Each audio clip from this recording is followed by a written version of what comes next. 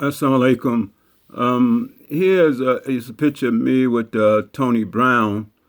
I was honored to be interviewed by him in 1995. Here, I think this is at a program that we had, I think somewhere in Michigan, and I had given him a copy of one of my books that he has in his hands. And then he reached out to me later, and that's what I want to play for you, the interview, radio interview with Tony Brown, who we know was, well known. And Imam Muhammad, of course, I sent him a letter indicating that this had happened. And we know him and Imam Muhammad had strong mutual respect for each other, and he had great respect for the Imam as well as our community, and you can look right on YouTube and see an interview with him and Imam Muhammad. But I came across this interview the other day, and so I'm going to play that just historically. Now, here's a letter I probably shared with you all before when I sent this to Imam Muhammad. This is July 16th, 1995. But I think at the time when I shared this, the focus wasn't on the interview with Tony Brown and I. As you can see, Assalamu alaikum, Imam W.D. Muhammad. This was his address at Calumet City. Dear brother Imam, I'm just going to read what relates to that. Please find enclosed with this brief letter a check in the amount of $1,000, a copy of my high school and graduate college transcript, and an audio cassette of a recent July 10th, 1995 radio interview with Tony Brown in New York. And just some of it. The main purpose of this letter is to express to you my sincere appreciation to you for providing our community with the kind of leadership that you have demonstrated over the last 20 years at that point. I have personally benefited from your wisdom and your example in many ways before you became the leader of the nation of Islam. I realize now that I am 37 years old that I was really lost. I had no real focus, even though I was in the nation of Islam. Brother Imam, believe me, I was on a destructive course and did not even know it. In February 1995, I began reflecting deeply on my development from 1975 to 1995.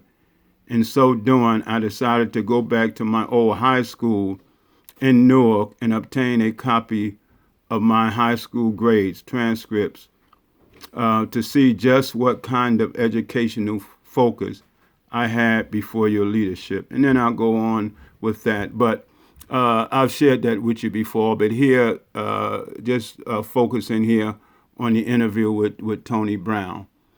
And for those who don't know Tony Brown, I'll just show you a clip of him and the Imam. Have fear as a renowned Islamic scholar, and you are. I don't claim that. You may not claim it, but other people do. I knew you were going to say that. But you are recognized as a renowned scholar, and you are recognized, I know, by most people who know you as a man of impeccable integrity. And I'd like to get back to 2 points in your life, and we all attest it. You had a test when you became... Okay, just that clip there. You can see all of that on YouTube, but as a follower and student of Imam Wahiduddin Muhammad, I'm definitely honored to have been interviewed by a distinguished person as Tony Brown. And like I said, I just came across this, so I want to share that with you all.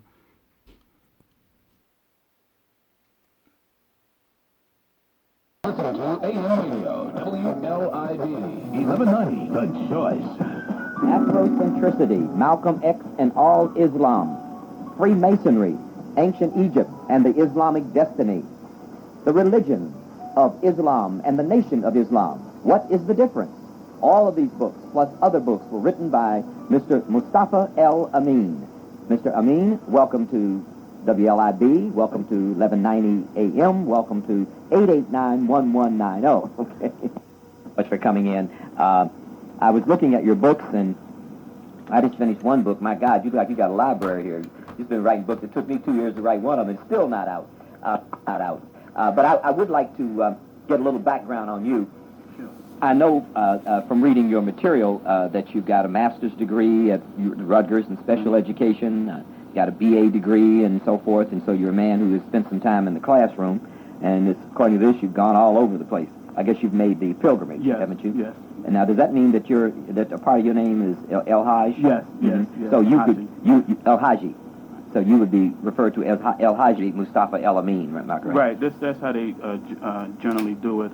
But you may just be called Haji. Haji means for a man, one who has made the Hajj. Now, you are now a traditional Muslim. Yes. Now, yes, when I yes. have to say that because when you say it, most people think when you say Muslim, they think of the Nation of Islam. Absolutely. And they're also Muslims, but there's a different That's variation. why I wrote the book. Absolutely. Okay. Exactly. Now, how do you refer to yourself? How can I say other than, should I just say you are traditional Islam? Is that the way to say it? That's sufficient. I just call myself a Muslim or a Muslim in the international community. Now, some call themselves Sunni Muslims, Yeah. Orthodox Muslims. It's all that's the same. Orthodox is a Greek word meaning correct. So Oh, I see. it just means correct. Sunni means I'm a Sunni Muslim, but I don't necessarily call myself Sunni Muslim. Sunni means we follow the tradition, the way, the Sunnah of Prophet Muhammad 1400 years ago. Now, you were, up until 1975, Yes. you were in the Nation of Islam. Yes. You were not a Sunni Muslim. No. And you at that time followed The Honorable Elijah Muhammad. all right. Yes. Now, and what was your name then? Before I joined the Nation of Islam, my name was Robert King, K-I-N-G. And when I joined the Nation of Islam, I received an X, and I became known as Robert 105X. No, they had a lot of Roberts? Yes, in Newark. See, I was born and raised in Newark, and I joined the temple in Newark. And it was a good attendance policy, procedure. In other words, I was Robert 105X in the Newark temple, meaning I was the 105th Robert to join the temple in Newark. Now, in New York, there could have been another Robert 105X, or in California, another Robert 105X. Let me make this point concerning Malcolm X. For example, he was Malcolm. When he joined the temple in Detroit, that meant he was the first Malcolm. There was no 1X, there was just X. So if another Malcolm came in Detroit after him, he was Malcolm 2X. I see. And then Malcolm 3X. So there was a Malcolm X in Detroit, but there could have been another Malcolm X in New York or California or Detroit or wherever. You see? Now, what happened to you in 1975 when Wallace Dean Muhammad, W.D. Right. Muhammad, succeeded his father, Elijah Muhammad? Okay, what happened? Those of us who were registered members of the Nation of Islam at that time under the Honorable Elijah Muhammad, we had heard, and especially in the leadership, that one day the nation would change its direction, its whole look. It would take on a new direction. And that direction would be more or less, well, specifically, the Islam as it is taught in the international community. And we believe that Malcolm, what happened to Malcolm when he went to Mecca and he changed his direction as far as Islam is concerned, that was really an indication of where the Nation of Islam was to go. It just that it wasn't for that time. So what happened, Imam Wallace Dean Muhammad, who was a close friend of Malcolm and the son of the Honorable Elijah Muhammad, he always felt for a very long time that Orthodox or Sunni Islam or Islam as is practiced throughout the world was the correct way and was the best way for the Nation of Islam. In fact, if I can read for you the words of Malcolm in the autobiography, okay, because this will explain why I changed and why the whole community changed. In the autobiography of Malcolm X, which you know was around long before Elijah Muhammad passed away, and Malcolm said this. He said, I believe he was in Egypt. He said, all through the night, I copied similar long letters for others who were very close to me. Among them was Elijah Muhammad's son, Wallace Muhammad, who had expressed to me his conviction that the only possible salvation for the Nation of Islam would be is accepting and projecting a better understanding of Orthodox Islam. You can find that on page 33 of the autobiography of Malcolm X. So now here is set what Wallace believed. He was put out of the Nation of He Islam was a couple put out. times. He was put out because for those of, beliefs. For those beliefs. For those beliefs. So when he became the leader in 1975, with the endorsement of all of the officials, the captains, Minister Farrakhan, and the general body, he became the leader. And what did he do? Just what it was expected of him. He changed the community in the direction of Orthodox Sunni Islam as is practiced throughout the international world. In fact, in 1977, Tony, it's important that our audience understand this. As we know, when Malcolm went on Hajj to Mecca, that affected his whole thinking, helped him to change so much. In 1977, Wallace D. Muhammad led a delegation of over 300 members, former members from the Nation of Islam, on Hajj to Mecca. What year was this? 1977. But he was no longer head of the Nation of Islam. Right. He had changed the name. How long did he remain the head of the Nation of Islam? Imam Wallace D. Muhammad. Yeah. In fact, we really still consider him. Well, I know, but technically. Well, he changed the name. See what happened? He remained the head of the Nation of Islam. Right. But he changed the name. The World Community. The World Community of Islam. But these was done. And he changed the rules. Right. He changed the rules. He changed it to the American Muslim Mission, etc. But some of the main reasons were to bring us out of the narrow confines and to help us accept change. So it's not like he ever left the name. He changed the name. And then in that same year, 77, Minister Farrakhan left. Now, let's go back to Minister Farrakhan. Yes. This is a part of history nobody talks about. Okay. Day one, when W.D. Muhammad became head of the Nation of Islam. Yes. What did Minister Farrakhan do? Minister Farrakhan pledged his allegiance to Imam Wallace D. Muhammad on February 26, 1975. He pledged his allegiance in Chicago. He pledged his allegiance in New York, that he would support Imam Wallace D. Muhammad, that Imam Wallace D. Muhammad was the chosen man by his father to be the leader of the Nation of Islam. Did he say that he agreed with his new views? He said he agreed. In fact, I have here, right here, the Amsterdam News, here's the date, July 25th, 1975. Okay? That's the Amsterdam News? Amsterdam News. Okay, Wednesday, 1975, July 5th? July 9th, 1975. This article here. Wallace D. Muhammad transferred Minister Farrakhan out of New York. But I want to tell you what Farrakhan said about Wallace D. Muhammad. He said, I love New York. I'm reading this from Amsterdam News. But I love this man more than I love New York. Okay? This is what he says of Wallace. He said, I love New York. He said, but I love this man more than I love New York. More than I love the world. Okay. Now that means he pledged allegiance. Right, yeah. But there's more specifics than that. But yes, he pledged allegiance. All right, now how long did he stay in the world? He was then in the World Community of Islam. Right, well, yes. Is that right? Yes. How long did he stay in it? He stayed for approximately... How long did it last? Right, he stayed for approximately 3 years. Okay? And working as what? Working as a ambassador for Imam Wallace D. Muhammad, as one of his ministers, ambassador. He traveled a few places under the leadership of Imam Wallace D. Muhammad. Now, representing the community. Did Minister Farrakhan leave the World Community of Islam before W.D. Muhammad left it? Or he dissolved it, didn't he, or broke it up? Yeah, let me explain to you when we got about 2 minutes. We'll go to break. If you could be a little briefer. Okay, sure. Yeah, he basically disbanded it. He dissolved it. What year was this when?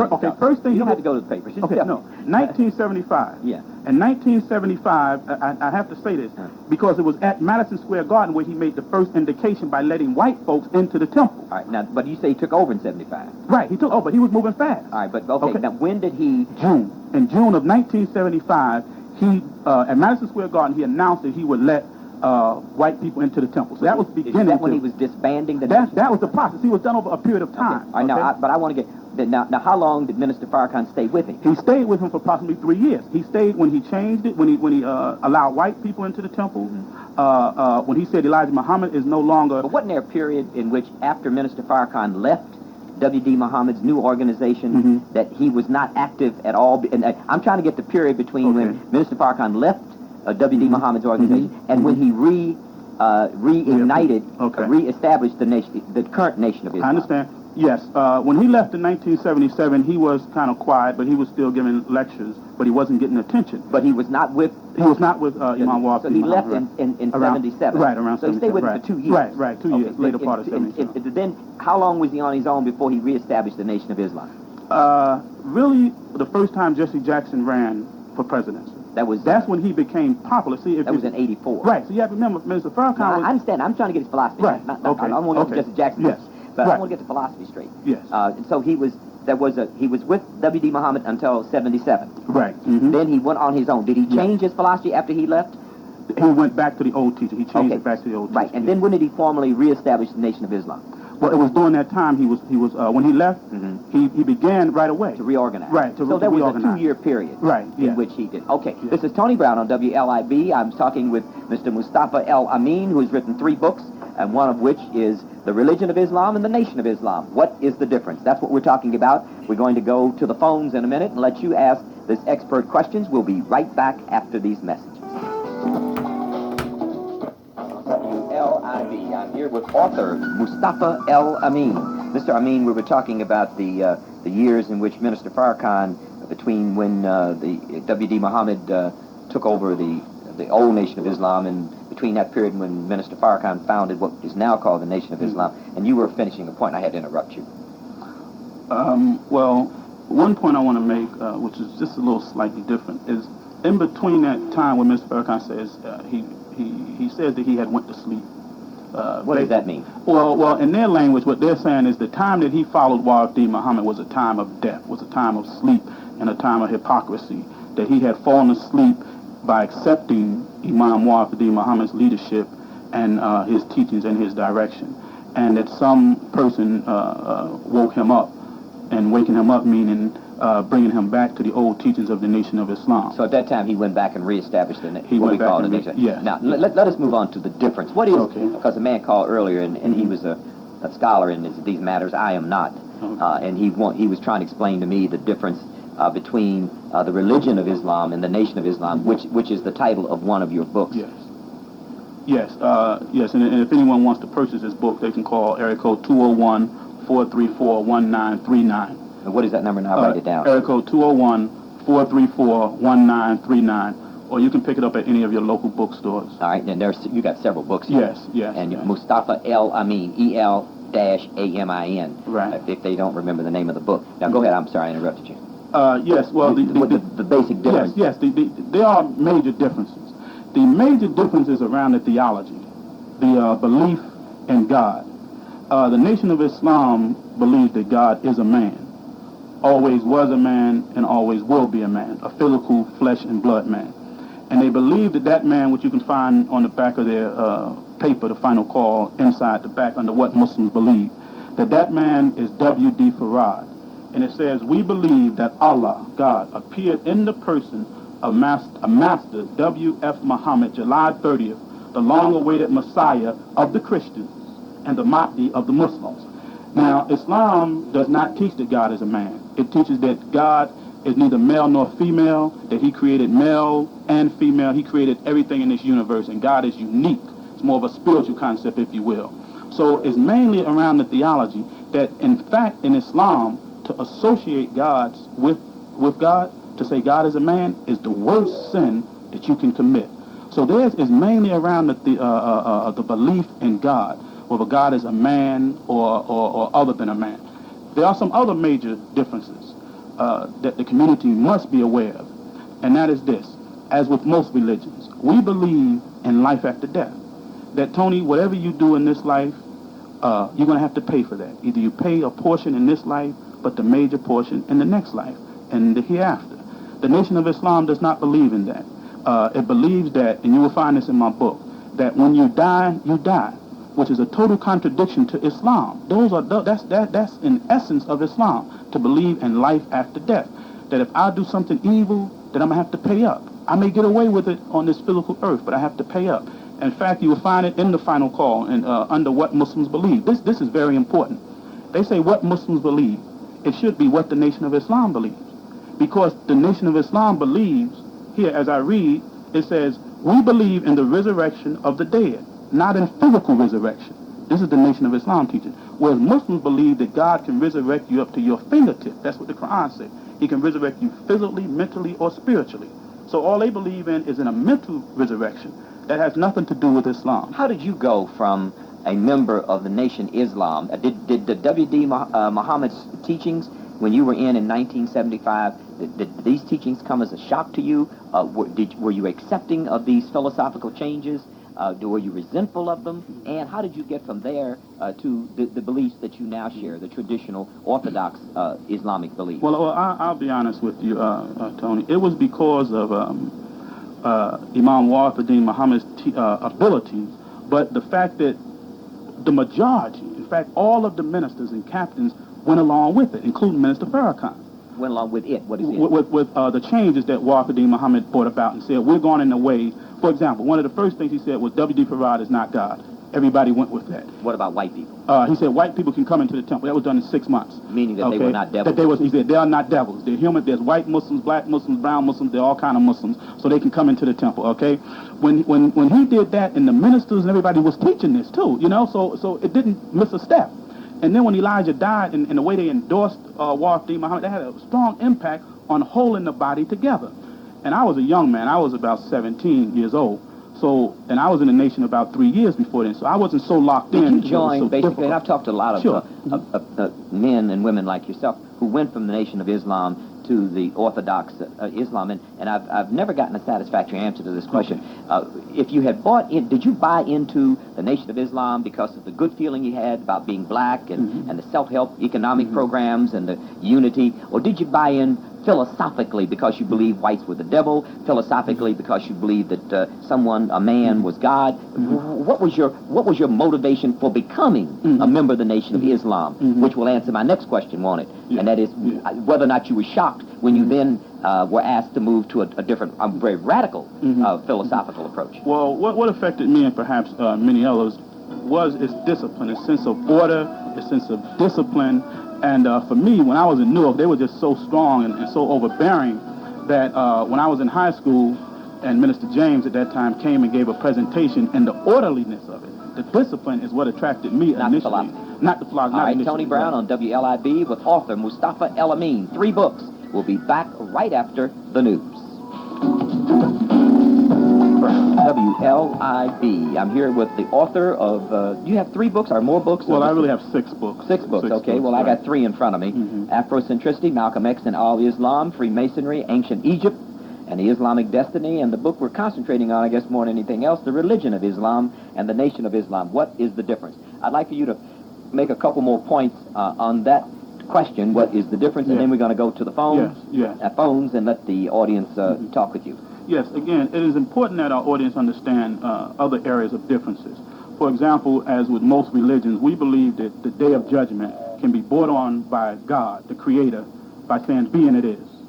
The Nation of Islam teaches that the judgment will first take place in America, and it will be brought on by a spaceship, which is called the Mothership.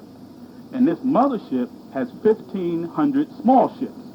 And on the Day of Judgment, these 1,500 ships will come out and drop bombs on America that go a mile deep and will blow up mountains a mile high.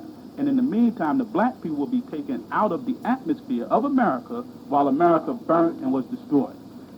That has nothing to do with Islam. Islam doesn't teach anything about a spaceship or about a mothership. It says that God will bring on the judgment by saying, be and it is, okay? So Islam does not teach anything about that. What does the judgment in Orthodox Islam, how is the judgment spelled out? Is there, like in Christianity, the fundamentalists believe there will be Armageddon, the 2 armies, the army of the good people, the army of the evil people will have a final confrontation, and the good people will win, led by Jesus and so forth. Is there an Islamic something that's close to that? Well, there's some that the truth, the righteous, will overcome the wicked. Okay, but when I'm referring to the final judgment, I mean when God Himself will wrap up the entire creation, when this will cease to exist, and we will go to a new creation. Well, what is the Orthodox Islam? You just gave us the Nation of Islam version. What is the Orthodox Islam's version? Is there an Armageddon in which good will defeat evil, or when you say Allah will wrap it up? What does that mean? What we mean is this mighty power, this mighty force. This is your belief now. Yes, this is our belief in Islam. This mighty power, this mighty force, will in time. In other words, creation is on a timeline, a time period, and when it reaches its end, it will cease to be no more. that God will say, be and it is, and it will be totally destroyed. So we don't have You know, this forever to keep No, doing it. no, we don't have it. And that's the main aspect of the Islamic life.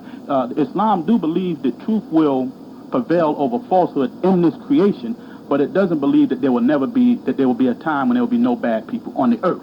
There will always be good and bad people on the earth, although the good at some point will prevail. Okay? Another point, we believe in the oneness of God. No partners, no associates. And we believe, again, that God created the heavens, the earth, the sun, and the moon. The Nation of Islam, and this may sound ridiculous to you, but I'll read it from Message to the Black Man, believe that the moon, for example, was created by an angry, dissatisfied black man. That this black man wanted all of the people on the earth to speak one language, and because he couldn't do that, and this is before any white people was on the earth, he decided to destroy the whole earth. And the part that he blew in half, blew into the sky, was the moon, the other part is the earth. If I can have 1 second to read that to you from Message to the Black Man, many people have this book on page 31. By whom? By the Honorable Elijah Muhammad. And he was addressing a question of who is the tribe of Shabazz, okay? So I'll read real quick. He says, okay, you might ask, who is this tribe of Shabazz? Originally, they were the tribe that came with the earth, or this part, 66 trillion years ago, when a great explosion on our planet divided it into two parts. One we call Earth and the other Moon. Listen very carefully. He says, this was done by one of our scientists, then it says God, who wanted the people to speak one language, one dialect for all, but was unable to bring this about. He decided to kill all of us, no white people around, decided to kill all of us by destroying our planet, but still he failed. We were lucky to be on this part of the earth which did not lose its water in the mighty blasting away of the part called Moon. That has nothing to do with Islam. So anyone reading this book and think this is a Muslim book, this has nothing to do with Islam. Islam does not teach that an angry black scientist who participated in black-on-black crime in its highest order or its lowest order attempted to destroy all of us and blew the moon out there. Islam teaches that God created the heavens, the earth, the night, the day, the sun, and the moon. Again, if you want to find this information, you can find it in my book by calling area code 201-434-1939, or you can purchase it at any bookstore that you go to, Barnes & Nobles or wherever. And, of course, the black bookstores. Black-owned bookstores. Specifically the black-owned bookstores. All right, this is Tony Brown on WLIB. Go right ahead, please. Yes, sir. Good afternoon, Mr. Brown. I'm the long-winded caller that called to try to give you a whole lot of information to ask this brother, but, you told me to call back because you couldn't decipher all that in a few minutes that I was talking. Right, I remember, sure. Right. Assalamu alaikum, brother Mustafa. Wa alaikum assalam, my brother. Briefly, I have a two-part question. I would like for you to briefly give some insight into this.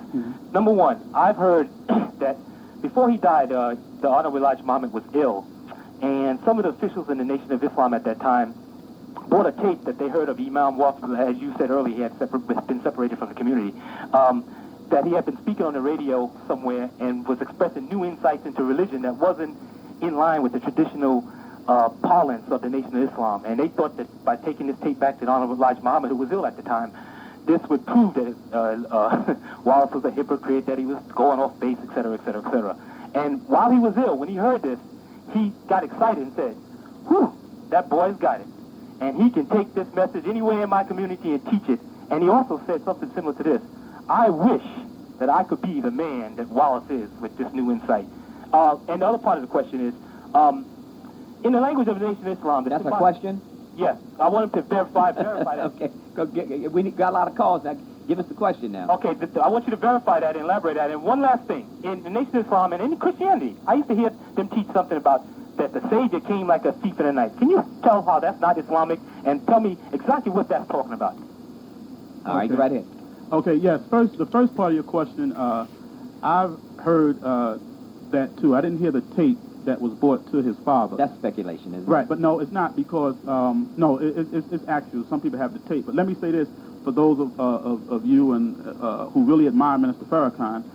There is a tape, a FOI tape, that was done around January 18th, 1975, where Minister Farrakhan said that he was at the table when that tape was brought concerning Wallace. And he said that this was said about Wallace. So this can be verified. Just ask around for the FOI tape if some of the brothers will give it up to you from 20 years ago. The other thing about coming as a thief in the night, this refers to this man here, Tony, W.D. Farad, who basically looks like a white man, okay? And according to the teachings of the Nation of Islam and what we had at that time also, was he came looking like a white man so he can slip among the whites, but he also was looking enough like us so he can go among us. And according to the teachings of the Nation of Islam, his father was black and his mother was white. And the Nation of Islam taught that white people were devils. So the idea was that Farad, the savior, who they called the savior at that time, could go among white people and learn what he needed to learn and do what he had to do, and also come among us. And as you know, Tony, that's a phrase from the Bible. He came as a thief in the night to save that which was lost. And that's basically what that was based on. In fact, the Nation of Islam is based more on the Bible than it is on the Quran. All right, let's go to the phone. You're on WLIB. Go right ahead, please. Hello? Hello. Oh, yes, sir. How are you? I'm fine. I would like to ask a couple of questions, and one of them is this, that at the time that I can recall when the change was taking place, Minister Farrakhan was in a very, very deep depression. The depression is because I don't believe that it was because he was looking to be the next leader of the Nation of Islam, but the depression was the changes that was about to take place. As a matter of fact, he had said that himself at a speech that I was there to hear when they were speaking about bringing in white people into the Nation of Islam. But aside from that, it would appear that Wallace was working, the Imam Wallace was working with people other than the people in the Nation of Islam. When he made his changes and to say that he was going to allow white people to come into the Nation of Islam. Oh, excuse me. But aside, let me get my point here. Wallace was working with, and a question I wanted to know. Wallace was working with Reverend Jim Jones. And when that happened, when the massacre happened down in... Wait a minute. Hold on. That's pretty serious. You have any verification for Oh, that? no, excuse me, correction. No, my word is just right. It's not proper. Right. Yeah. Wallace had associated with Reverend Jim Jones. They had what they call a jubilee. I think the jubilee where the Nation of Islam at the time and the Jim Jones organization had combined to have a union. Now this is a fact. Okay. Now Jim Jones and Mr. El-Amin is nodding his head. Yes, you are correct. But Jim Jones also was running a church with predominantly black people out in the Bay Area. Indeed, yes, indeed. Okay, so I don't want to look like Right. there was some conspiracy here. No. Again, the correction. It was just my word of saying Okay. he was working with them. Thank you. And he praised Jim Jones. Now, when the facts was brought out about the massacre, the press protected Wallace by, well, let me say what I mean by protected. The press were looking to everybody, all the officials that had anything to do with Jim Jones, and asking them, well, what was wrong? I mean, didn't y'all know this man he was off balance, this man was insane?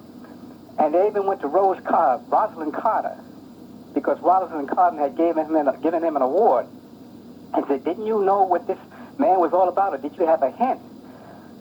But there was no mention of the two jubilees between Imam Wallace and Reverend Jim Jones. Okay, you want Mr. El-Amin to respond to any of this? Yes, and one more question, and that's it. All right. What is it? I wanted to know what it is when Wallace had spoke about bringing white people into the community, into the Nation of Islam. What is it about Wallace, or what is it about the thing that the Nation of Islam had to show so much concern for white people, or what is it about white people that they loved so much that they had to break the policies in order to bring them in? All right, let's see if we can get a response. Okay, first of all, Wallace, as well as myself, Imam Wafiddin Muhammad, anyone that calls himself a Muslim, it's not up to us to let white people in. In order to be true to your religion, you have to accept all people as Muslims. So I want you to understand that this is not just something that, when you say Wallace did and we love white people.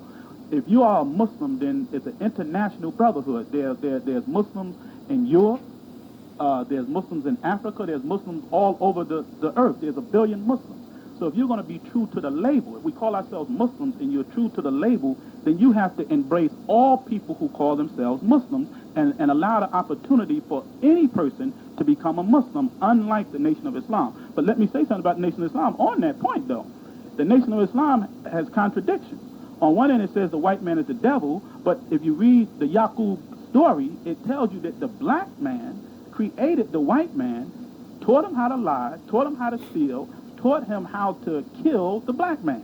Okay, and it also teaches that the Savior, the one who started the Nation of Islam, his mother was white, and his father Alfonso was black, and he went to Europe looking for a white woman to marry.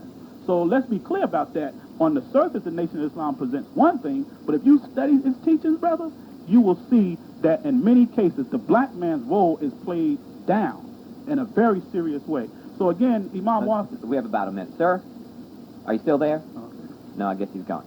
Okay, I wanted to give him a chance to respond to you. We are now going to take one of those famous breaks, and I'm here, Tony Brown on WLIB. I'm talking with author Mustafa El-Amin. One of his books is The Religion of Islam and the Nation of Islam. What is the difference? We'll be back with more talk right after these messages.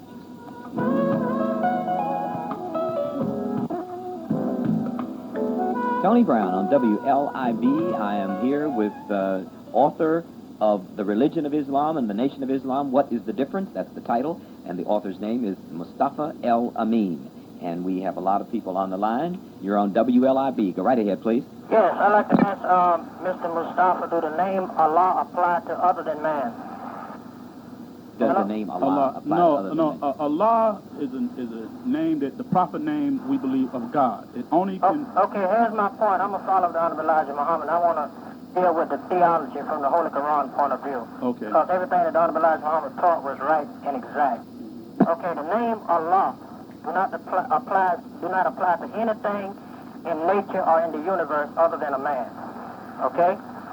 In 55:27, Surah of the Holy Quran, it said that the person of thy Lord endures forever. It makes it clear that Allah is a man and not other than a man. You understand what I'm telling you? I hear you, brother, but you have to understand. And one more point, I'm going to get off, okay? Nowhere in the Holy Quran, Arabic or English, do it refer to Muhammad as Prophet Muhammad. It's not there. Okay? You can go into 3340, where they talk about the seal of the prophet. It just said Muhammad. Okay? And that's clear indication right there that it's referring to a future Muhammad because he's the seal of the prophet. It makes clear fact that the man is not a prophet. Now, out of 800 million Muslims across this earth, okay, the only fruit of Islam is here in the wilderness of North America, which is the black man here in this country. You talk about 800 million Muslims, 800 million Muslims disunited and divided against themselves. The only reason that Gabriel raised up Prophet Muhammad was trying to take back the black man's land in Mecca that belonged to the people of Abraham. Because Abraham represented the original nature of Allah. There's no other reference to Allah's nature in the Holy Quran except through the prophet Abraham himself. Okay? Okay, excuse me. And the name Farad is also in the Holy Quran. Okay, that was very good what the brother did because he's helping us in exactly what we want to do. We want the people to understand the difference. Right. So he made it clear that the Nation of Islam believes that God is a man, and he can be nothing other than a man. Whereas in Islam, God says that he is one, he has no partners, he has no associates. He is one because he's eternal. He's one eternal. The black man. That's what Surah Rahman 55:27 is talking about. The person of thy Lord endures forever. He's one being. He's eternal. There's no end to him. But you know what? I'm sure you're aware of this. According to the teachings of the Nation of Islam, the God doesn't live forever. After they come every 25. Oh, wait, brother. They come every 25,000 years. That's what wait, brother. Wait. 27 is teaching you. Okay, but that's not forever. God endures forever. No, but that's not forever. In other words, if he lives... 75,000, this person endures forever. Listen, brother, if you read Our Savior Has Arrived, you will see... I know the message teaching very well. Okay, well, you will know that it says that the God passes his leadership from one God to the other to his son. And you know that Alfonso is dead, and he passed it on to Farad. You know that then. You know that... No, wait. You know that he lived physically maybe for a few years, but his knowledge only lasts for 25,000 years. That's what the Holy Quran is teaching. No. But what I'm saying, that's the teachings of the Nation of Islam. No, that's the teachings of the Holy Quran. The Holy Quran says nothing about a 25,000-year period of... The Holy Quran talks about 50,000-year cycles. The Holy Quran... 25,000. And it also talks about eternity. That's what Surah 112 is talking about. Okay. But it said he Allah's one. That means the eternal one, as-samad. Okay. I Yeah. can go much deeper. I'm the one, brother, that gonna deal with Wallace D. Muhammad on theology when the time comes. Okay, brother. Thank I'm you. gonna deal with him. Thank you very much. All right, I thank you. You're on right ahead, please. Hello, Tony. Hello. How are you today? I'm fine. How are you doing? I'm doing just fine. Wonderful. And I wanted to let you know that I came into the Nation of Islam in 1957. I was there when the messenger came and gave Newark the number 25, Temple 25. And I heartily disagree with a lot of the things that Brother Malik is saying. God bless his soul.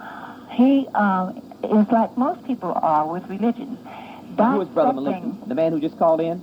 Yeah, no, this man that you have as a guest.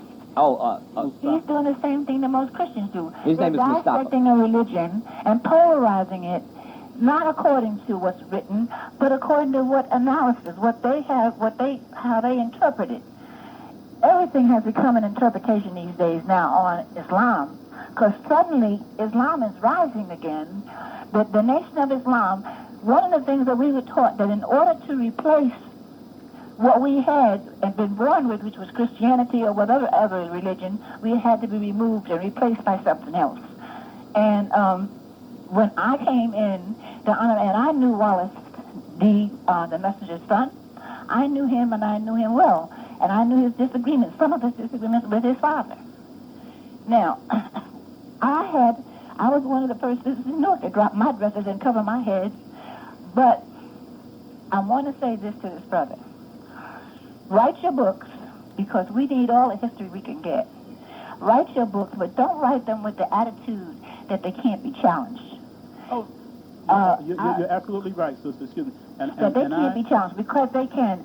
My understanding is that there's 360 degrees of knowledge. That's a circle within a circle within a circle within a circle. You can go on and on and on. It never dies. It never dies. And however it came to us, it certainly changed my life, Tony. It brought me to a place where I could respect myself. And with this brother teaching these things to people, it upsets me, because even though I know that there was something about the blue-eyed devil and what have you, I didn't live for that. I lived for what the Quran could do for me, because there's no compulsory in Islam, and I could do what was best for me, not for anybody else. I could take this religion and live in peace. I did live in peace. I lived in love, and I'm still in peace and in love with the Holy Quran and with the Bible and everything else that goes along that God sent us. He sent us all kinds of things. And brother, if you want to answer me, you can. But I was in the temple before you were a gleam in your father's eye. Okay. All right, I thank you so much. Thank you want to say anything? We have about a minute. Okay, yes. Well, I don't want to be misunderstood. The Nation of Islam, when I came through, it did a lot for me. It helped me in so many ways myself. So I'm not here just downplaying everything about the Nation of Islam. Our main purpose is to help people understand that there's a difference in the religion of Islam as it is practiced internationally from that of the Nation of Islam. That is the main purpose, for the people to understand the difference. But as this lady said, all religions can be challenged. Right. And she has found peace in her beliefs. I ask people to challenge the religion of Islam, challenge me, challenge the Nation of Islam, but do a serious critical analysis of the Nation of Islam and its teachings, do a critical analysis of the religion of Islam, challenge it, go after it. Find out as much as you can about it. And I'm not in any way knocking down sincere believers in anything. We're going to come back. Will you stay for a few minutes afterwards? Yes. All right, we'll be back with more talk, and Mr. El-Amin has agreed to stay a few more minutes, and we'll go back to the open phones. And this is Tony Brown on WLIB. And we'll be back after the news. Finally, a reason to listen to AM radio, WLIB, 1190, The Choice. You're tuned to 1190 AM, WLIB. This is Tony Brown. I'm interviewing the author of several books, one of which is The Religion of Islam and the Nation of Islam. What is the difference? By Mustafa El-Amin. I'd like to say before we go back to the phones and talk to these people and let them speak with Mr. El-Amin, that our Cyberspace Club meeting, normally held on Thursday, will be held Wednesday of this week. Thursday will be reserved for a special extended report from the NAACP in Minneapolis, the national meeting. The major players will all be with us, and we will now go to the phones. You are on the air. Go right ahead, please. Assalamu alaikum, my brother. Alaikum assalam. Okay. One question. Number two. Okay, who's the author? Who do we go by? The Quran. Right, the Bible? King James Version? Who do we go by? As far as who wrote the Quran? Maybe I don't understand your question. What also is What there an author of the Like, you Quran? got Oh, King is there an James author? Version? What version? Oh, well, there's just one Quran. Now, there's several Authors translations. of the Quran. Excuse me? There's several authors of the Quran, I mean. Right. No, well, let me explain it. There's one Quran, Okay, but there are several translations from Arabic into English, I understand that. okay, by different people, okay? Yusuf Ali, Malina Muhammad Ali. What I suggest, brother, if you can afford it, to get at least 2 or 3 different translations, Okay. because it will give you a better flavor of the Arabic. The All best right. thing is to learn Arabic itself, if you can. But if you don't have the time and you can't, the number of translations you get, the better flavor you'll get of the Arabic words. That's very true. Okay, what about the tape you talk about? About Wallace Muhammad and his father? Right. Okay. What had happened was, Wallace was out of the temple and he differed with his father on numerous things.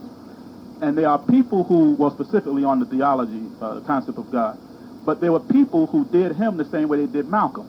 They kept running back to his father saying, Wallace is saying this, Wallace is saying that, Wallace is not this. And they brought him a tape for him to listen to one of Wallace's speeches, which was not in line with the teachings of the Nation of Islam. And they thought his father was going to reprimand him. And his father heard this teaching, and Wallace said this teaching was the